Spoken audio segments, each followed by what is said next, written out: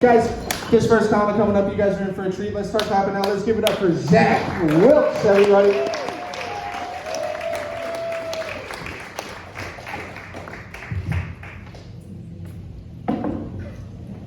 All right, before I like to begin with a little public service announcement. If there are any single women here tonight, listen, if a man ever says to you, "Hey, I know how to cook. Come on over, I'll make dinner for you sometime." Warning. To put this in terms that any woman can appreciate, every guy thinks he knows how to cook the same way we all think we know how to dance. So unless you want to subject your body to the culinary equivalent of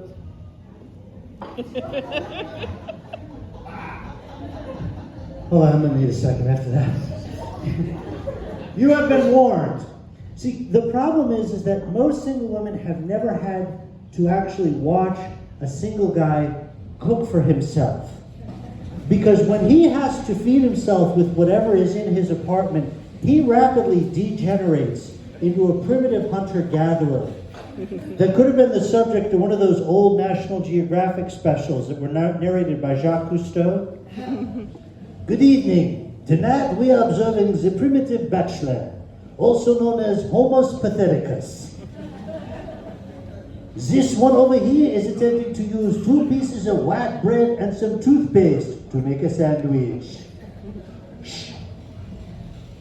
Over here we can see his roommate using some old M&Ms he found in the cushions of the couch as a basis for soup.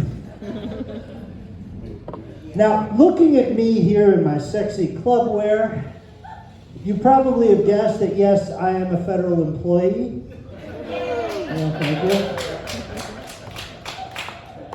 This is sexy, I know, yeah. I was recently furloughed. It's all right. It gave me that time off, gave me time to focus on my hobbies. Got back into martial arts. Okay, that was not meant to be a punchline, but I understand. Seriously, a while back, before I deployed to Afghanistan, I got intensive self-defense training. That's right. I earned a black belt in Zumba. Because not even the Taliban can handle this.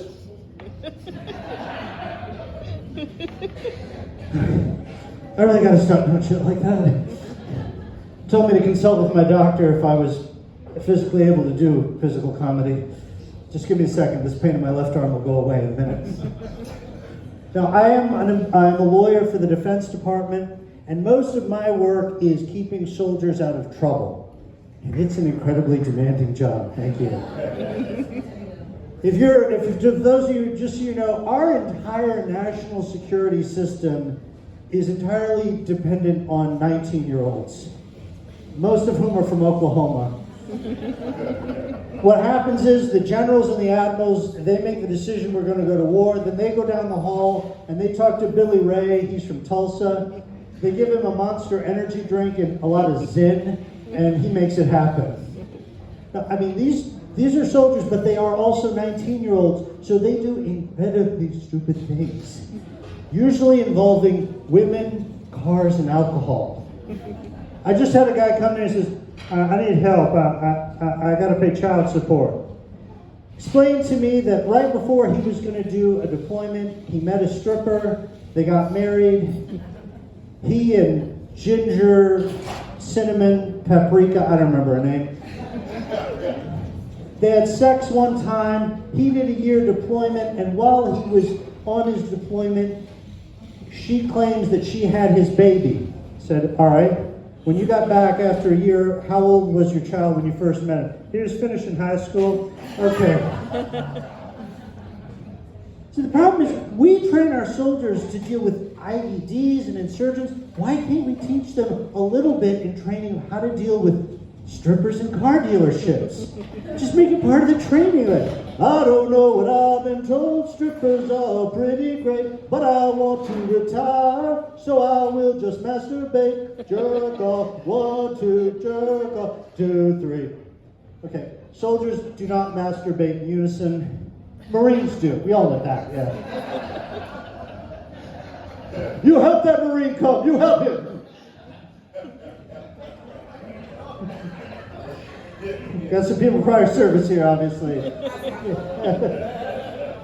Or also make it part of the obstacle course. Just like, all right, men, you're going to go over the wall, under the barbed wire, past the champagne room, through the dealership. And you do not stop when the salesman offers you 26% APR on an F-150. Even though because he really appreciates your service.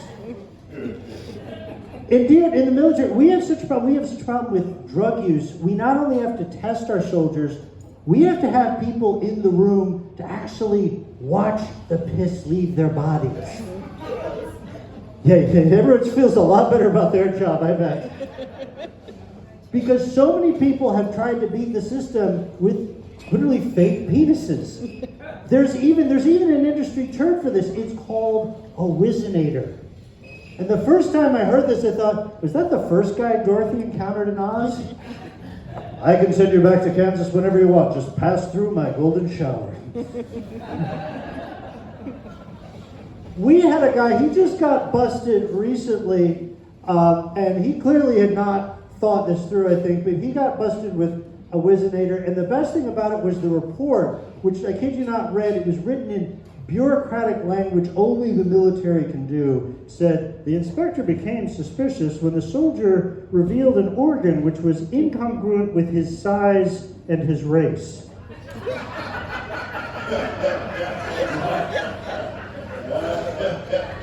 So there's got to be a footnote here that said, little white boy whipped out a big black fake cock. Okay.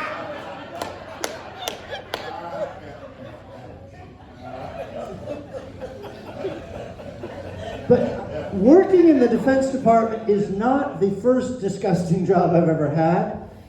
Back when I was in high school, believe it or not, I used to help out. I had a job helping perform autopsies. Yeah, my dad was a medical examiner, and yeah, I helped perform autopsies. We lived in the happiest place on earth. That's right, Detroit.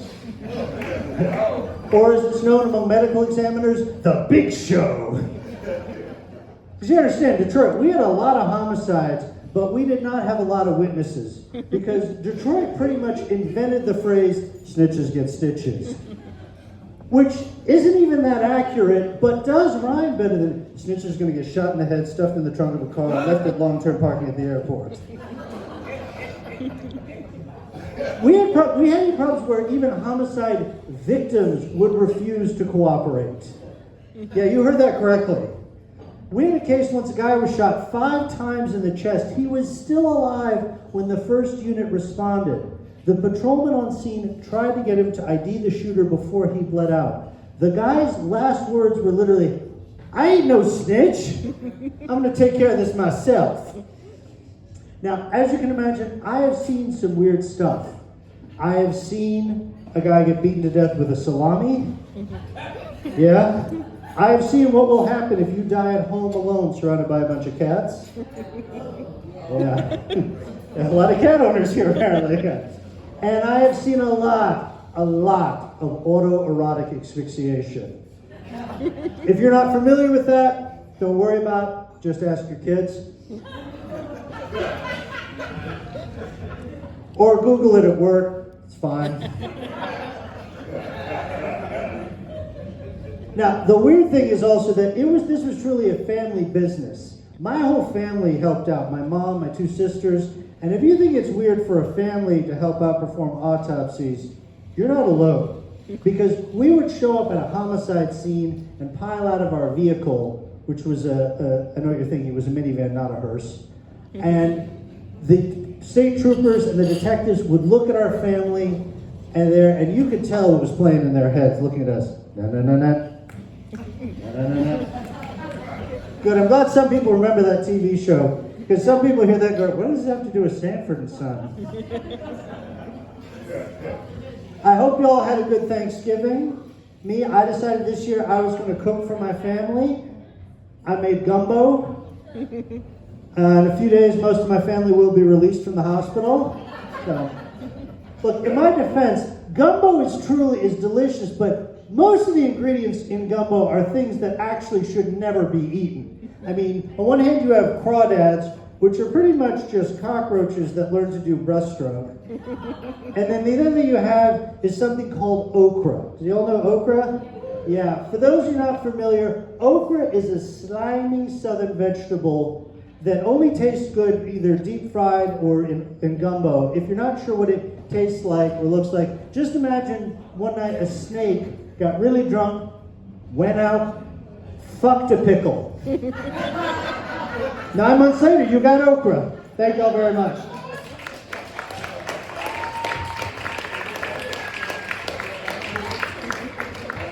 Zach Wilkes, everybody let him hear it. Make some noise for him. He's like a